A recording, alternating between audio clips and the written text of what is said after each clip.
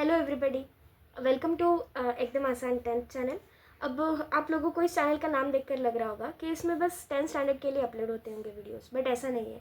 हम लोग स्टार्ट करने जा रहे हैं यूनिट टेस्ट और अपकमिंग एग्जाम्स के लिए specially one shot lectures for 9th standard as well, क्योंकि कहीं ना कहीं 9th standard is the basic for 10th standard. जितना अच्छी से तुम 9th स्टैंडर्ड को समझोगे उतना ही अच्छी से तुम 10th स्टैंडर्ड पर फोकस कर पाओगे। So, I'm going to start with lesson number 1, laws of motion of science 1, 9th standard के साइंस 1 का लॉज ऑफ मोशन हम लोग स्टार्ट करने वाले हैं। वीडियो में वन शॉट रखना चाहूँगी, लेकिन क्योंकि लेसन काफ़ी बड़ा है तो शायद इस वीडियो के 2 पार्ट्स बन सकते हैं। तो प्लीज़ स्टे ट्यून टू एकदम आसान 10th चैनल। चलिए स्टार्ट करते हैं। सबसे पहले हमें कुछ टर्म्स पता करना बहुत ज़्यादा ज़रूरी है। ये पूरा का पूरा चैप्टर 2 हिस्सों में बटा हुआ है। पहला हिस्सा पूरा थ्योरेटिकल और दूसरा हिस्सा पूरा न्यूमेरिकल्स और लॉज एंड रूल्स के बेसिस पर है, जहाँ पर कुछ आपको डेरिवेशंस है, कुछ इक्वेशंस है, जो सारी की सारी आपके लिए नई चीज़ें होने वाली है। तो हम लोग अभी उस चीज़ को पढ़ना स्टार्ट करेंगे। इस पार्ट में सबसे पहले हम लोग first part of the lesson मतलब थ्योरेटिकल पार्ट को कवर करना चाहेंगे। थ्योरेटिकल पार्ट के अंदर मैं हमेशा बच्चों को पेयर्स बनाकर चीज़ें सिखाती हूँ। पेयर्स बनाकर मतलब कैसे, जैसे पेयर नंबर 1 हमारी रहेगी रेस्ट एंड मोशन। सबसे पहले जानते हैं इन दोनों टर्म्स का मतलब क्या होता है। आप इस चैप्टर को जितना कंपैरेटिवली स्टडी करेंगे उतना ही आपके लिए इजी होगा। रेस्ट शब्द का मतलब होता है जहाँ पर कोई भी चीज़ मूव नहीं कर रही है, मतलब वो चीज़ वहाँ पर रुकी हुई है, स्टेशनरी है। रेस्ट इसी चीज़ को हम अदर लैंग्वेज में स्टेशनरी भी कहते हैं। अगर कोई चीज़ अपनी जगह से मूव नहीं कर रही है, मतलब उसकी इनिशियल पोजीशन मतलब स्टार्टिंग पोजीशन और फाइनल पोजीशन मतलब जहाँ पर एंडिंग पोजीशन जिसे हम कहेंगे वो अगर सेम है और उसकी वेलोसिटी या फिर उसकी स्पीड अगर 0 है, तो हम उस ऑब्जेक्ट को कहेंगे कि वो ऑब्जेक्ट कैसा है, कि वो ऑब्जेक्ट रेस्ट में है। रेस्ट में अगर कोई ऑब्जेक्ट होगा तो उसे हम स्टेशनरी ऑब्जेक्ट भी कह सकते हैं। मोशन का सीधा सीधा मतलब होता है मूवमेंट। अगर कोई ऑब्जेक्ट अपनी जगह से, अपनी सराउंडिंग से एक जगह से दूसरी जगह ट्रैवल कर रहा है, उसकी वेलोसिटी एक नॉन ज़ीरो वेलोसिटी है, मतलब उसकी वेलोसिटी 0 नहीं बल्कि 0 के अपोजिट कुछ और होती है, कुछ भी हो सकती है बट 0 नहीं, तो उस ऑब्जेक्ट को कहेंगे हम कि वो ऑब्जेक्ट मोशन में है, वो ऑब्जेक्ट मूव कर रहा है।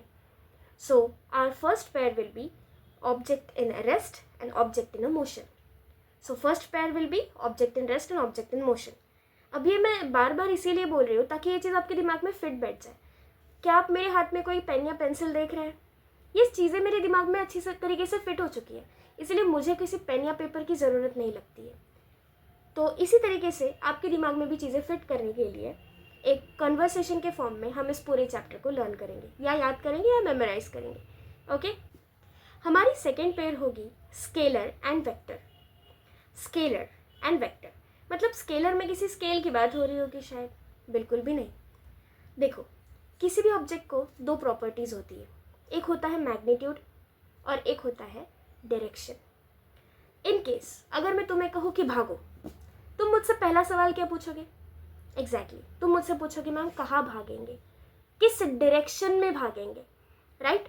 तो मैं कहूँगी मुझे नहीं पता, बस भागो। या फिर इसी सिचुएशन को ऐसे मैनेज करते हैं कि जैसे तुम्हारे पीछे एक कुत्ता पड़ जाए, एक या पूरा कुत्तों का झुंड पड़ जाए, तुमने उन्हें छेड़ दिया और अब वो तुम्हारे पीछे पड़ चुके हैं। अब अगर कुत्ते तुम्हारे पीछे पड़ चुके हैं तो तुम क्या गूगल मैप देखकर भागोगे क्या? 500 मीटर्स पर लेफ्ट लेना है ऑन ऑल, तुम ये देखकर नहीं भागोगे। तुम रैंडमली जहाँ पर तुम्हारे जगह मिले तुम वहाँ पे भागने स्टार्ट कर दोगे। तुम उस टाइम पे डायरेक्शन का देखोगे नहीं, कोई डायरेक्शन की तरफ देखकर नहीं भागोगे। ये भी नहीं कि खुद के घर में जाके छुपोगे, जो पहला दरवाज़ा खुला दिख जाए उस घर में जाके छुप जाओगे और आंटी से बोलोगे आंटी प्लीज़ मुझे प्लीज़ आप थोड़ी देर के लिए छुपने दीजिए, मेरे पीछे कुत्ते पड़े। सही बात है। कट टू सिचुएशन नंबर 2, जहाँ पर एक रेस चल रही है। अब रेस में तुम कहीं भी भागोगे तो तुम्हारा रैंक आ जाएगा क्या? Absolutely not. तुम्हें एक पर्टिकुलर डायरेक्शन में भागना पड़ेगा, तुम्हें बराबर स्टार्टिंग पॉइंट से बराबर एक फिनिशिंग पॉइंट पर ही जाना पड़ेगा, क्योंकि अगर तुम कहीं और चले गए तो तुम रेस जीत ही नहीं पाओगे, क्योंकि तुम प्रॉपर डायरेक्शन में भागे नहीं हो।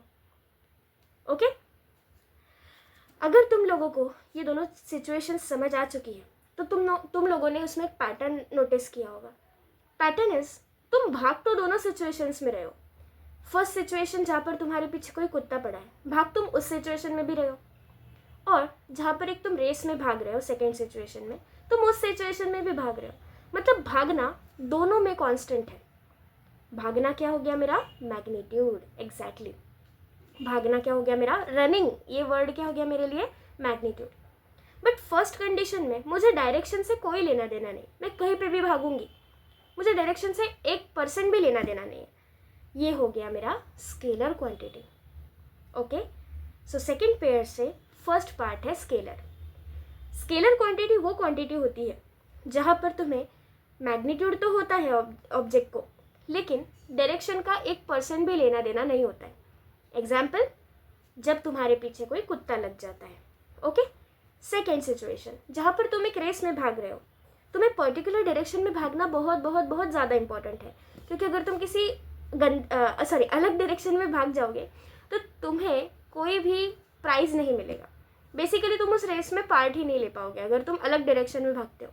लोग इधर भाग रहे हो, तुम उधर भाग रहे हो, कौन जिताएगा तुम्हें? बताओ ज़रा। सही बात है। तो ये कौन सी क्वांटिटी रहेगी? एग्जैक्टली ये रहेगी वेक्टर क्वांटिटी। सो हमारा फर्स्ट पेयर था रेस्ट एंड मोशन। रेस्ट मतलब जहाँ पर चीज़ें रुकी हुई है, मोशन मतलब जहाँ पर चीज़ें मूव कर रही है। सेकेंड पेयर कौन सा है? Scalar and vector. स्केलर मतलब जहाँ पर हमें डायरेक्शन से कोई भी लेना देना नहीं है। वेक्टर मतलब जहाँ पर डायरेक्शन के बिना काम ही नहीं चलेगा। अगर तुम्हें उस क्वांटिटी को स्टडी करना है तो तुम्हें उसकी डायरेक्शन पता होनी चाहिए। अगर डायरेक्शन पता नहीं है या अगर तुमने गलत डायरेक्शन पकड़ ली तो तुम्हारा ऑब्जेक्ट का रिजल्ट जो है वो अलग आएगा या गलत आएगा या कुछ भी अलग हो सकता है। Are you getting my point? अगर तुम्हें ये दो रिलेशन समझ में आ गए होंगे तो अब तुम्हें थर्ड वाला रिलेशन समझने में कोई भी दिक्कत नहीं होगी। सो थर्ड वाला हमारा पेयर होने वाला है डिस्टेंस एंड डिस्प्लेसमेंट। डिस्टेंस, जैसे मेरे घर से मेरा स्कूल 200 मीटर्स पे है। 200 मीटर्स काफ़ी कम हो गया, 2 किलोमीटर्स पे है से। ओके, तो मेरे घर से अगर मेरा स्कूल 2 किलोमीटर्स पे है, अब ये 2 किलोमीटर्स मेरे घर से एक्चुअल डिस्टेंस है। एक्चुअल डिस्टेंस, इस वर्ड को याद रखना। क्या? एक्चुअल डिस्टेंस या डिस्टेंस नहीं, एक्चुअल लेंथ। हम किसी भी डिस्टेंस को या किसी भी एक पर्टिकुलर दूरी को हम कभी भी मीटर, किलोमीटर, सेंटीमीटर इसमें गिनते हैं। और ये सारे के सारे यूनिट किस चीज़ के हैं? लेंथ के यूनिट से, लंबाई के यूनिट से, राइट। तो अगर हम दूरी कैलकुलेट करते हैं तो हम इन्हीं यूनिट्स का सहारा लेते हैं, और हम डिस्टेंस कैलकुलेट करते हैं तभी भी इन्हीं यूनिट्स का सहारा लेते हैं।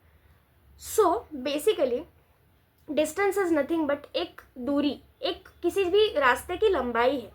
सो मैं जब डिस्टेंस को पढ़ना स्टार्ट करूँगी ना तो मेरे लिए सबसे ज़रूरी चीज़ है एक्चुअल लेंथ। किस चीज़ की? रास्ते की। रास्ते को इंग्लिश में कहते हैं पाथ। तो डिस्टेंस मतलब क्या होगा? Actual length of path. अब ये जो है काउंट विथ मी, ये डेफिनेशन को याद करने का मेरा निंजा टेक्निक है। Okay, so actual length of path is known as distance. मतलब एक्चुअल लेंथ, कोई शॉर्टकट नहीं, एकदम सीधा सीधा जो रास्ता है, सीधा सीधा नहीं बोलेंगे हम, मतलब प्रॉपर रास्ता जो है, कोई वहाँ पे शॉर्टकट नहीं लिया गया है, प्रॉपर एकदम एकदम तुम समझ जाओ अभी, एकदम प्रॉपर रास्ता, ना उसमें कोई कम किया ना कोई ज़्यादा किया, एग्जैक्टली उतना ही। 4 किलोमीटर है तो 4, 50 है तो 50, कोई उसमें कम ज़्यादा नहीं, नेगोशिएशन नहीं किया गया, तो वो हो गया मेरा डिस्टेंस। बट अब हर रास्ते के लिए एक शॉर्टकट तुम्हें पता होता है, सही बात है। अब इसी शॉर्टकट को हम प्यार से कहते हैं डिस्प्लेसमेंट, सॉरी, इसी शॉर्टकट को प्यार से क्या कहेंगे हम? Displacement. Are you getting my point? So अगर मुझे डिस्टेंस और डिस्प्लेसमेंट के बीच का फ़र्क जानना है तो मेरे पास डिस्टेंस और डिस्प्लेसमेंट के बीच का क्या फ़र्क होगा? Distance actual length of path, ना उसमें कोई कम किया गया ना कुछ ज़्यादा किया गया। Displacement will be shortest distance. सुनना अच्छी से, मैंने डिस्टेंस के डेफिनेशन में कहीं भी डिस्टेंस वर्ड यूज़ नहीं किया, मैंने लेंथ का वर्ड यूज़ किया है, पाथ ऑफ लेंथ और what ever, length of path use किया है। बट मैंने डिस्प्लेसमेंट में मैंने शॉर्टेस्ट डिस्टेंस बोला है। ओके, सो जब थर्ड पेयर डिस्टेंस और डिस्प्लेसमेंट की मैं बात करूँगी तो मेरे पास दो चीज़ें होनी चाहिए। डिस्टेंस का डेफिनेशन क्या आएगा? डिस्टेंस का डेफिनेशन क्या आएगा? Actual length of path is called as distance. और डिस्प्लेसमेंट में क्या आएगा, shortest distance travelled by an object is called as displacement. Displacement, placement, displacement. Placement मतलब किसी भी चीज़ को कहीं पे रखना. प्लेसमेंट वर्ड तुमने कंपनीज में सुना होगा, जॉब जब किसी को लगती है तो तुम बोलोगे प्लेसमेंट हो गई, प्लेसमेंट हो गई. प्लेसमेंट हो गई मतलब इस इंसान को उठा के उस प्लेस पे मैंने रख दिया है, प्लेसमेंट कर दिया है. अब उसको मैं वहाँ से उठा के कहीं और रखूँगी तो I will simply displace him. जैसे रिस्पेक्ट का अपोजिट डिसरिस्पेक्ट, वैसे ही प्लेसमेंट का opposite displacement. Okay, so simply move करना चीज़ों को is known as displacement. Are you getting my point? So simply अब तक हमने पढ़ लिया है 3 चीज़ों को. मैं रिवीजन कराती रहूँगी बीच बीच में, ध्यान दीजिए. रेस्ट एंड मोशन, फर्स्ट पैर रहेगी जहाँ पे चीज़ें रुकी हुई, रेस्ट या स्टेशनरी. और सेकेंड चीज़ होगी उसमें मोशन, मतलब जहाँ पे चीज़ें मूव कर रही है. Okay, second pair will B scalar and vector. जिसको डिस्टेंस से कोई लेना देना नहीं है वो स्केलर, जिसको डायरेक्शन से लेना देना है वो वेक्टर. उसके बाद आएगा डिस्टेंस एंड डिस्प्लेसमेंट.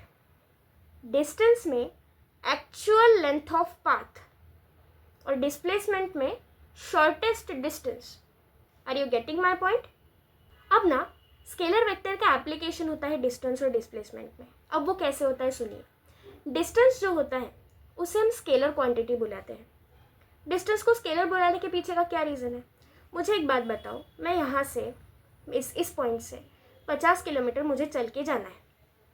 अब मैं 50 किलोमीटर किसी भी डायरेक्शन में ट्रैवल करूँ, आगे पीछे ऊपर नीचे नॉर्थ ईस्ट साउथ, कोई भी डायरेक्शन में ट्रैवल करूँ, मैं ट्रैवल तो कर रही हूँ ना.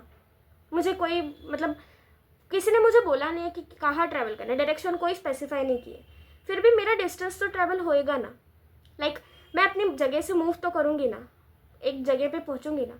अब कौन सी जगह है वो नहीं बताया, लेकिन 50 किलोमीटर मैंने ट्रैवल तो किया है ना, तो मेरा डिस्टेंस तो ट्रैवल हुआ है ना. तो इसीलिए डिस्टेंस को हम कौन सी क्वांटिटी कहेंगे? Exactly scalar. डिस्टेंस का क्योंकि डायरेक्शन से कोई लेना देना ही नहीं है.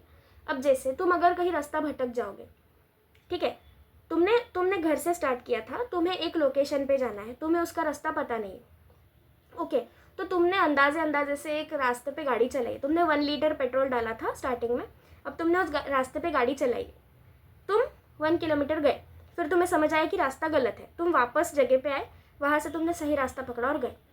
मुझे एक बात बताओ, क्या तुम जो पहले जिस 1 किलोमीटर पे गए थे और वहाँ से जो वापस आए थे, क्या तुम्हें उसके लिए पेट्रोल खर्चा नहीं हुआ? कि तुम्हारा ख़त्म नहीं हुआ तुम्हारी गाड़ी से पेट्रोल?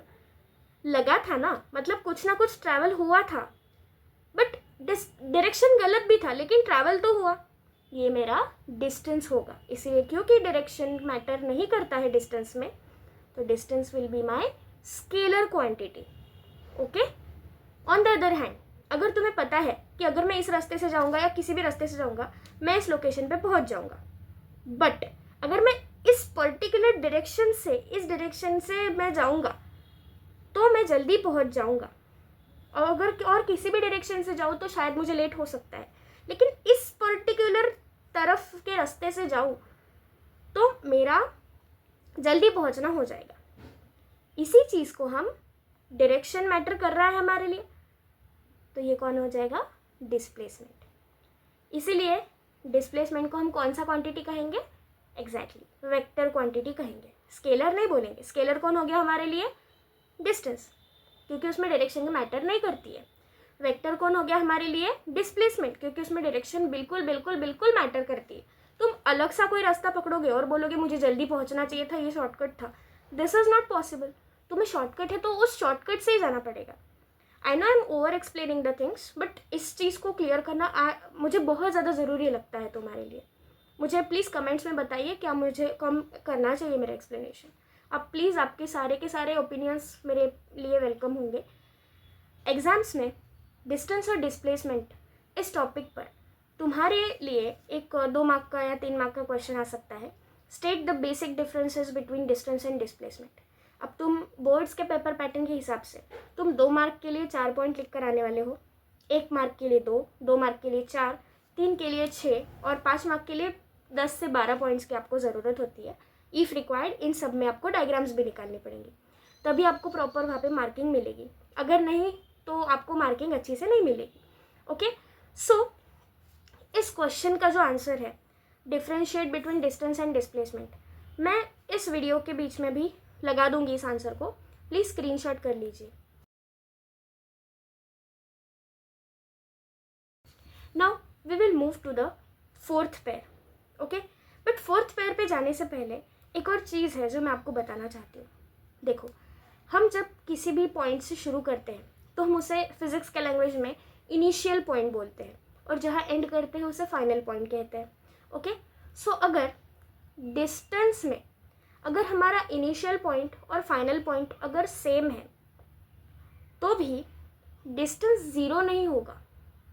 लाइक अगर मैं गोल ग्राउंड में भाग रही हूँ, सर्कुलर ग्राउंड में मुझे अगर रनिंग करना है, ए से निकली, यहाँ पे देखिएगा ज़रूर आप डायग्राम्स, और इसकी आपको ज़रूरत नहीं, विजुअलाइज जितना अच्छी से कर पाओगे उतना अच्छी से आप फिज़िक्स को समझ पाओगे।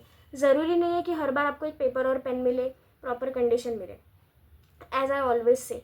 तो विजुअलाइज करने की ताकत मैं बढ़ाना चाहती हूँ, इसीलिए मैं कोई एनिमेशन नहीं लगा रही हूँ, ना कोई पेपर और पेन का सहारा ले रही हूँ। विजुअलाइज करो मेरे साथ, अगर नहीं आता है तो टेल मी, मैं बिल्कुल आपकी हेल्प करूँगी, don't worry at all. Okay, so simple. अब मानो यहाँ पे एक सर्कल है, दिखाई दे रहा है सभी को सर्कल, जैसे मेरी शक्ल। ओके, सो यहाँ पे पॉइंट ए, यहाँ से मैं निकली, पूरा ट्रैवल किया मैंने यहाँ पे और यहाँ पे वापस आ गई। ए से निकल के ए पे वापस आई, मतलब इनिशियल पॉइंट भी है और फाइनल पॉइंट भी है। ओके, सो अब मुझे बताओ इसका शॉर्टेज डिस्टेंस क्या रहेगा? कुछ भी नहीं, क्योंकि इसी से निकल के यहीं पे पहुँचे हैं, मतलब टेक्निकली हमने जगह से मूव ही नहीं किया है। अब जगह से मूव ही नहीं किया है तो शॉर्टेज डिस्टेंस होगा ही नहीं, मतलब हमारी डिस्प्लेसमेंट होगी ही नहीं, इसलिए हमारा डिस्प्लेसमेंट हो जाएगा ज़ीरो। अगर तुम सर्कल पॉइंट, सर्कुलर पाथ पर जहाँ से निकले हो वहीं पे घूम के वापस आ रहे हो तो वो तुम्हारा डिस्प्लेसमेंट ज़ीरो रहेगा। डिस्प्लेसमेंट ज़ीरो रहेगा, डिस्टेंस ज़ीरो नहीं रहेगा। जैसे मैंने पहले भी बताया, गाड़ी का जो एग्जाम्पल दिया मैंने कि तुमने गाड़ी चलाई एंड ऑल, पेट्रोल ख़त्म हुआ वगैरह, उस कंडीशन के हिसाब से अगर मैं यहाँ से निकली और घूम कर यहाँ पे वापस आई, घूम कर यहाँ पे वापस आई, तो जो घूमी हूँ वो मेरा क्या हो गया? डिस्टेंस। बट इसमें, इस घूमने में शॉर्टेस्ट पाथ तो कहीं आया ही नहीं, ये तो एक्चुअल लेंथ था ना पूरा, इसी ग्राउंड से तो मुझे घूमना था ना, तो एक्चुअल लेंथ था ना मेरा पूरा, तो ये डिस्टेंस हो गया। यहीं पे वापस आई हूँ इसीलिए डिस्प्लेसमेंट ज़ीरो रहेगा। अगर मैं यहाँ से निकल के यहाँ पे वापस आई हूँ तो ये मेरा डिस्प्लेसमेंट रहेगा और ये मेरा डिस्टेंस रहेगा। समझ आ रही है मेरी बात? अब moving to the fourth pair, speed and velocity. एक चीज़ याद रखना, इसके आगे अब जितनी भी क्वांटिटीज़ हम पढ़ेंगे उन सारी क्वांटिटीज़ में जो क्वांटिटीज़ खुद स्केलर है उनके फॉर्मूला में भी स्केलर क्वांटिटीज़ ही आएंगी, और जो क्वांटिटीज़ खुद वेक्टर है उनके फॉर्मूला में वेक्टर क्वांटिटीज़ ही आएंगी। अब तुम्हें मैं बताऊंगी स्पीड और वेलोसिटी के बारे में, तब तुम्हें समझ आ जाएगा। ओके, देखो सिंपल ध्यान दो, यहाँ पर हमें क्या ज़रूरत है, अभी हम पढ़ना क्या चाहते हैं? स्पीड। सो स्पीड मतलब distance travelled in unit time is called as speed. Distance travelled. अब मुझे बात बताओ, डिस्टेंस खुद कौन सा क्वांटिटी है? Scalar quantity. स्पीड के फॉर्मूला, स्पीड के डेफिनेशन में कहीं भी डायरेक्शन ये वर्ड आया है क्या? नहीं, मतलब स्पीड भी कौन सी रहेगी? Exactly scalar quantity. एस से स्पीड, एस से स्केलर क्वांटिटी रहेगी, वी से वेलोसिटी, वी से वेक्टर क्वांटिटी रहेगी। ये तो सबसे इजी लगता है मुझे, तुम मुझे बताना कैसा लगता है तुम्हें। ठीक है, एस से स्पीड, एस से स्केलर क्वांटिटी रहेगी, वी से वेलोसिटी, वी से वेक्टर क्वांटिटी रहेगी। ओके, अब सिंपल मेरी बात समझो। जो स्पीड होती है, तुमने कितने टाइम में कितना डिस्टेंस ट्रैवल किया, सिंपल इसका रेशियो निकालो, तुम्हें स्पीड मिल जाएगी। इसीलिए speed is equals to distance upon time. अब स्पीड खुद स्केलर क्वांटिटी है तो उसके फॉर्मूला में भी डिस्टेंस जैसी एक स्केलर क्वांटिटी आई। समझ आ रही है मेरी बात? अगेन, अब वेलोसिटी की अगर बात करेंगे तो वेलोसिटी का डेफिनेशन क्या होगा? Distance travelled in a particular direction, distance traveled in a particular direction in unit time is known as velocity. अब यहाँ पे डायरेक्शन आया, मतलब वेलोसिटी कौन सी क्वांटिटी होगी? वेक्टर क्वांटिटी, क्योंकि वेक्टर में डायरेक्शन का काम होता है। सही बोल रही हूँ मैं, right? So speed is equals to distance upon time, जहाँ पर डिस्टेंस खुद एक स्केलर क्वांटिटी है, इसीलिए वो स्पीड के फॉर्मूला में आई है, जो इसीलिए स्पीड भी स्केलर क्वांटिटी है, क्योंकि दोनों को डायरेक्शन का फर्क नहीं पड़ता, ना डिस्टेंस इस क्वांटिटी को पड़ता है ना स्पीड इस क्वांटिटी को पड़ता है। ओके, अब हम जाएंगे वेलोसिटी के फॉर्मूला के ऊपर। Velocity is equals to displacement upon time. Velocity is equals to displacement upon time. Displacement खुद एक वेक्टर क्वांटिटी है, वो वेक्टर है इसीलिए उसके फॉर्मूला में आई है, क्योंकि इसीलिए वेलोसिटी खुद एक वेक्टर क्वांटिटी हो जाएगी। मतलब स्पीड और डिस्टेंस स्केलर क्वांटिटी, डिस्प्लेसमेंट और वेलोसिटी वेक्टर क्वांटिटी। समझ आया? अब एक अगर लीनियर रास्ता होगा, सीधा रास्ता होगा, तो सीधे रास्ते में डिस्टेंस इक्वल होगा डिस्प्लेसमेंट के, इसीलिए तब स्पीड और वेलोसिटी भी इक्वल हो जाएगी। कभी भी याद रखना, फिजिक्स में मोशन अगर तुम पढ़ रहे हो तो रास्ते का शेप बहुत मैटर करता है। अगर एक स्ट्रेट रास्ता है तो उस पर डिस्टेंस, डिस्प्लेसमेंट, स्पीड, वेलोसिटी सब इक्वल हो जाएगा, क्योंकि सिंपल यहाँ से निकलना है, यहाँ पहुँचना है, उसमें क्या छोटा बड़ा होगा। स्ट्रेट रास्ते पे और कौन सा तुम शॉर्टेस्ट डिस्टेंस लाओगे? सही है ना? तो इसीलिए सब कुछ इक्वल होएगा वहाँ पे। बट अगर रास्ता सर्क्यूलर है तो उसके लिए अलग चीज़ें होंगी। जैसे सर्क्यूलर रास्ते पे डिस्प्लेसमेंट 0 होती है, लेकिन तभी अगर अपना इनिशियल पॉइंट और इनिशियल पॉइंट और फाइनल पॉइंट अगर सेम रहा, अगर वो सेम है तो ही डिस्प्लेसमेंट 0 होगा, और डिस्टेंस कभी भी 0 हो सकता नहीं। याद रखना, distance is never a 0।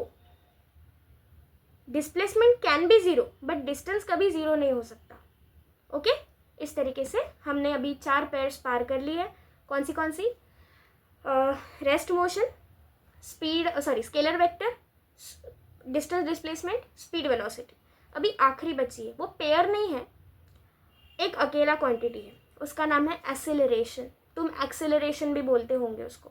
Okay, अब जो एक्सेलरेशन होता है, अगर वेलोसिटी बार बार चेंज हो रही है तो एक्सेलरेशन बोलेंगे।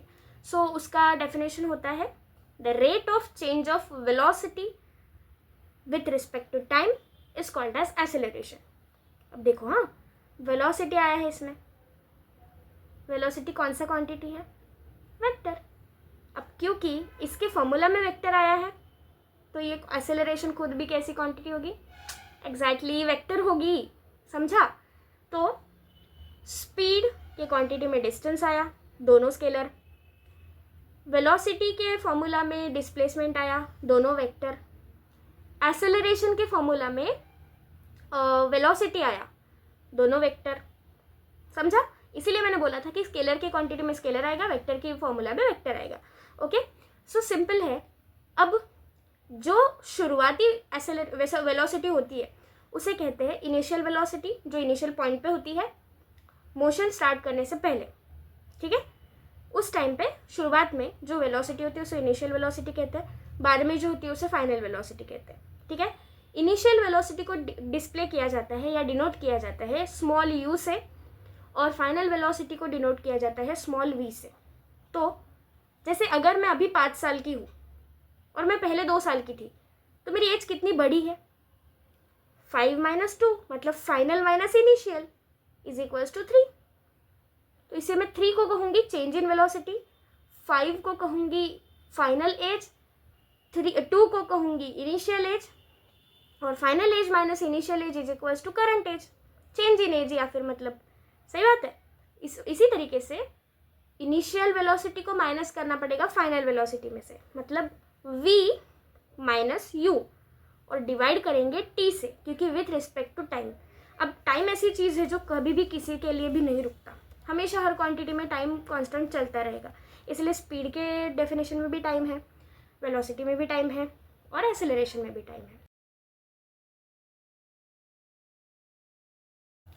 अब तुम लोगों को सबसे बड़ा क्वेश्चन होता है कि मैम हम यूनिट्स को कैसे याद रखें।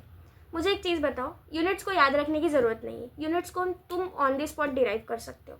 कैसे? देखो, जैसे हम लेंथ को काय में गिनते हैं, मीटर, किलोमीटर, सेंटीमीटर, तो हम लेंथ मतलब हम डिस्टेंस या डिस्प्लेसमेंट को मीटर, किलोमीटर, सेंटीमीटर में गिन सकते हैं, तो उसका यूनिट तो सॉर्ट हो गया। सही बात है। अब देखो, दो क्वांटिटीज़ होती है, SI यूनिट और CGS यूनिट। SI मतलब स्टैंडर्ड इंटरनेशनल, इसमें सारे बड़े बड़े यूनिट्स आते हैं। और CGS मतलब सेंटीमीटर, ग्राम एंड सेकेंड्स, इसमें सारे छोटे यूनिट्स आते हैं। जो बड़े यूनिट्स SI में आते हैं उन्हीं के छोटे यूनिट्स CGS में आते हैं। जैसे SI में अगर मीटर आ रहा होगा तो CGS में सेंटीमीटर आ जाएगा। SI में अगर न्यूटन आ रहा होगा तो CGS में डाइन आ जाएगा। डायन नहीं, फोर्स का छोटा यूनिट होता है डाइन, DYNE, डाइन। ओके, इस तरीके से। तो अगर मैं बोलूँ कि मुझे डिस्टेंस का और डिस्प्लेसमेंट का CGS यूनिट चाहिए तो क्या रहेगा? सेंटीमीटर। और अगर SI यूनिट चाहिए तो मीटर, किलोमीटर, दोनों में से कोई भी रह सकता है। Okay. On the other hand, अगर मैं बोलूँ स्पीड का मुझे यूनिट निकालना है, अब ढंग से देखिएगा। ओके, स्पीड विजुअलाइज करो, मैं कुछ भी लिखाऊंगी नहीं, कुछ भी एनिमेशन नहीं लगाऊंगी, विजुअलाइज करो सारी चीज़ें, अभी एग्जाम आने वाली तुम्हारी। Speed is equals to distance upon time. अब देखो, डिस्टेंस का यूनिट क्या है? मीटर। पहले SI देख लेते हैं, फिर CGS देखेंगे। डिस्टेंस काय में गिनते हैं? मीटर। टाइम काय में गिनते हैं? सेकेंड्स में। Metre upon second. इसी को अगर ऐसा ना लिखते हुए मुझे ऐसा लिखना है तो मैं मीटर पर सेकेंड लिख सकती हूँ। तो ये हो गया मेरा SI unit. On the other hand, अब अगर मुझे CGS यूनिट करना है तो मीटर का छोटा सेंटीमीटर, तो सेंटीमीटर पर सेकेंड्स, दोनों टाइम का सेकेंड्स ही रहेगा। समझा? इस तरीके से हमने स्पीड और वेलोसिटी का यूनिट ढूंढ लिया, दोनों का यूनिट सेम होता है। ओके, क्योंकि डिस्टेंस और डिस्प्लेसमेंट दोनों को मीटर सेंटीमीटर में गिनते हैं, टाइम को सेकेंड्स में गिनते हैं, तो क्या आ जाएगा वो? मीटर पर सेकेंड, मीटर पर सेकेंड। दोनों का यूनिट सेम है, लेकिन एक स्केलर क्वांटिटी और एक वेक्टर क्वांटिटी है। Still there is a difference. Okay, उसके बाद अब ध्यान से देखिए, मेरे पास एक्सेलरेशन में वेलोसिटी अपॉन टाइम है, वेलोसिटी अपॉन टाइम है। वेलोसिटी का यूनिट अभी क्या निकाला? मीटर पर सेकेंड, अपॉन टाइम क्या रहता? सेकेंड्स। तो अच्छी से देखना, मीटर पर सेकेंड और उसके नीचे एक और सेकेंड, तो जो न्यूमरेटर के डिनोमिनेटर में होता है वो डिनोमिनेटर में आ जाता है। तो m रह गया ऊपर, s इंटू एस, ऊपर डिवाइड में था, नीचे आके multiply, s into S, S square, तो मीटर पर सेकेंड स्क्वायर। ये हो गया SI यूनिट ऑफ किस चीज़ का? एक्सेलरेशन का। और CGS यूनिट क्या होगा? मीटर का हो जाएगा सेंटीमीटर, सेकेंड वैसे का वैसा रहेगा। तो अगर CGS यूनिट पता करना है तो सेंटीमीटर पर सेकेंड स्क्वायर। ओके, इस वीडियो का एक लास्ट कॉन्सेप्ट हम पढ़ते हैं, क्योंकि इसके बाद सारे न्यूमेरिकल्स एंड डेरिवेशंस वगैरह चालू होंगे। तो सबसे पहले इसे हम निपटा लेते हैं। एक्सेलरेशन के 3 टाइप्स होते हैं, पॉजिटिव एक्सेलरेशन, नेगेटिव एक्सेलरेशन और ज़ीरो एक्सेलरेशन। देखो, अगर किसी चीज़ की वेलोसिटी, अब एक्सेलरेशन हो रहा है मतलब वेलोसिटी चेंज होगी, ऑब्वियसली चेंज हो रही है मतलब कभी बढ़ेगी, कभी कम होगी, कभी नहीं बढ़ेगी, कभी नहीं कम होगी, वॉटएवर कुछ भी होगा, लेकिन चेंज ज़रूर आएगा। ओके, सो सिंपल है, अगर वेलोसिटी 0 से बढ़ती जाए तो पॉजिटिव एक्सेलरेशन, ठीक है। अगर वेलोसिटी कम होती जाए तो नेगेटिव एक्सेलरेशन, और अगर वेलोसिटी टाइम के साथ चेंज ही ना हो तो ज़ीरो एक्सेलरेशन। ओके, इस तरीके से हमारा एक्सेलरेशन तक का पोर्शन ख़त्म हो चुका है।